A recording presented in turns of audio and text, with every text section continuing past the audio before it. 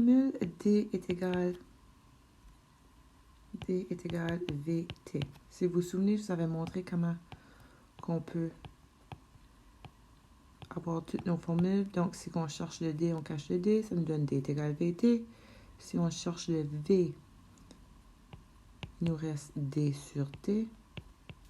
Et si on cherche le temps, T est égal D sur V. Donc, voici nos trois formules qu'on va utiliser. Quand on fait la physique, il faut toujours s'assurer qu'on a trois colonnes. Une colonne de données, une colonne de formules et une colonne de substitution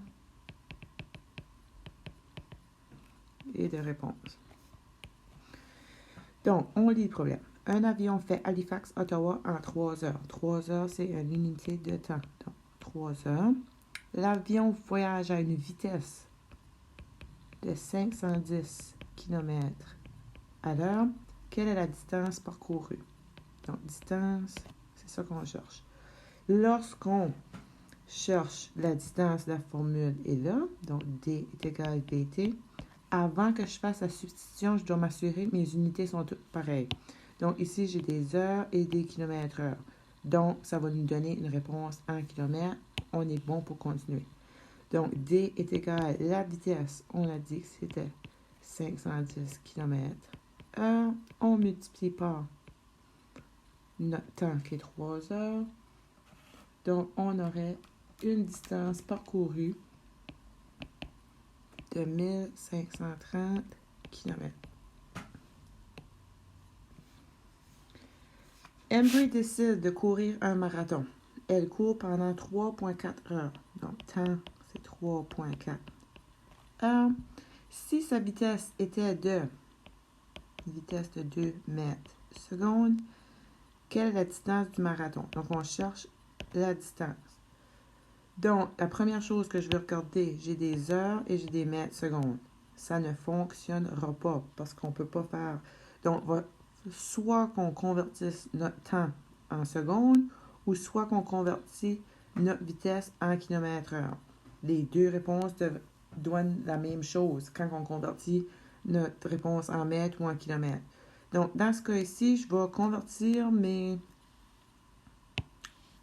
mon temps en secondes. Donc, 3,4 heures, si je veux le mettre en secondes, si je multiplie par 60, ça me donne des minutes.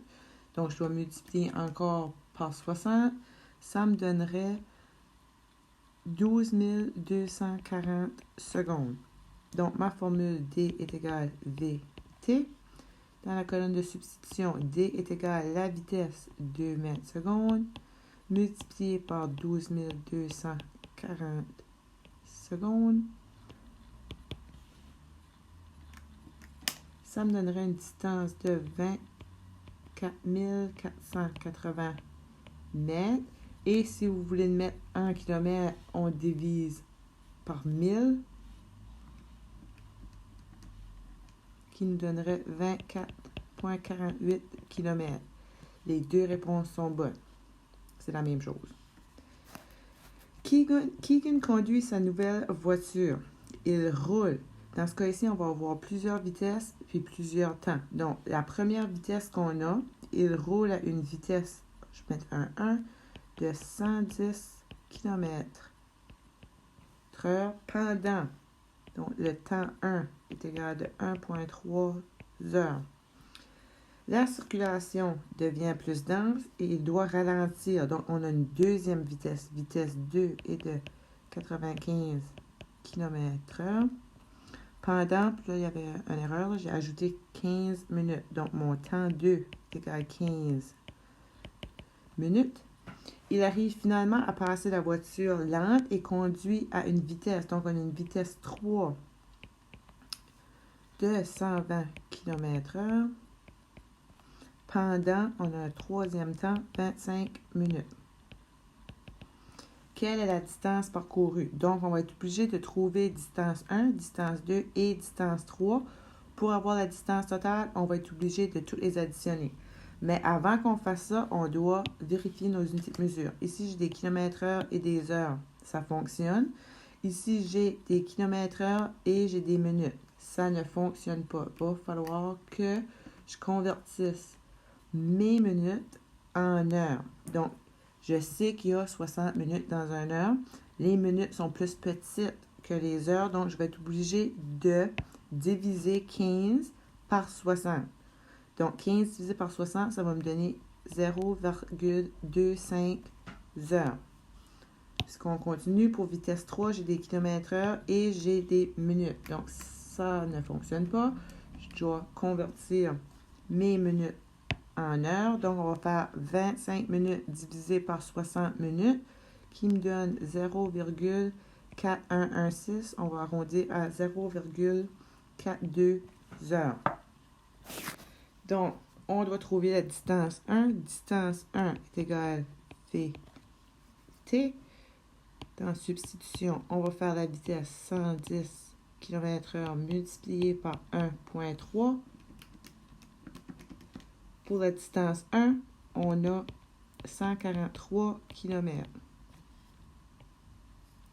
Pour distance 2, même formule. Donc, D est égal à VT. Donc, on a 95 km/h pendant 0,25 qui nous donne une distance 2 de 23,75 km. Et pour distance 3, c'est encore la même formule. Donc, D est égal à VT. On a 120 km pendant 0,42 heures qui nous donne une distance 3 de 50,4 km. Pour avoir la distance totale, on doit additionner distance 1, donc 143 km, plus 23,75 km, plus 50,4 km. Et on aurait une distance totale, j'ai pas trop de place, de 217,15 km. Dernier exemple pour vous. Pour aller à l'aréna, Junior et Liam parcourent 360 mètres en 4,3 minutes. Ensuite, ils courent à une vitesse. Donc, on avait une distance 1, un temps 1. Maintenant, on a une deuxième vitesse 2, parce qu'ils ont changé, de 4 km/h. Pendant, donc on a un deuxième temps de 10 minutes. Quelle était leur vitesse moyenne? Pour la vitesse moyenne, je vous montre une formule. La vitesse moyenne est égale à distance 1 plus distance 2.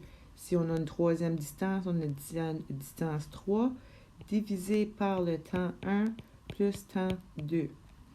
Donc, première chose qu'on va faire, on regarde nos unités de mesure. Ici, j'ai des mètres. Ici, j'ai des minutes. On ne peut pas voir ça. Donc, je vais convertir mes minutes. Donc, 4,3.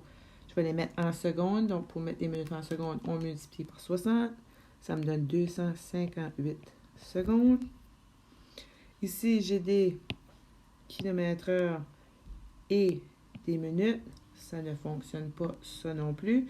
Donc, mes minutes, pour les mettre en secondes, on fait fois 60.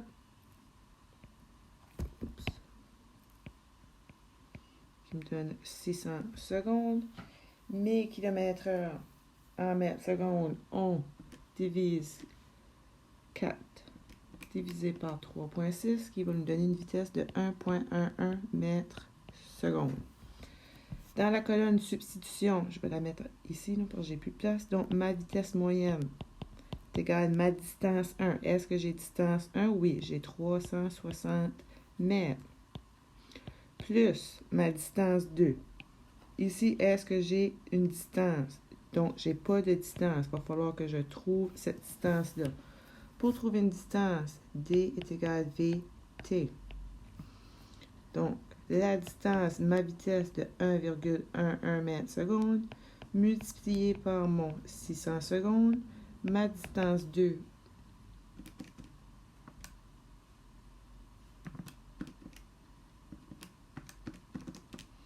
Ouais, de 666 mètres. Donc, on place notre 666 mètres là. Mon temps 1, est-ce que je l'ai dans mes données? Oui, j'ai 258 secondes. Et mon temps 2, je l'ai aussi, 600 secondes. Donc, avant de faire la division, on doit faire des additions. Donc, ma vitesse moyenne, 360 plus 666 me donne une distance de 1026. Et mon temps 1 et mon temps 2 me donnent 858 secondes. Maintenant, je peux faire la division. Donc, 1026 divisé par 858 va me donner une vitesse moyenne de 1,19 mètres seconde. N'oubliez pas de placer vos unités de mesure.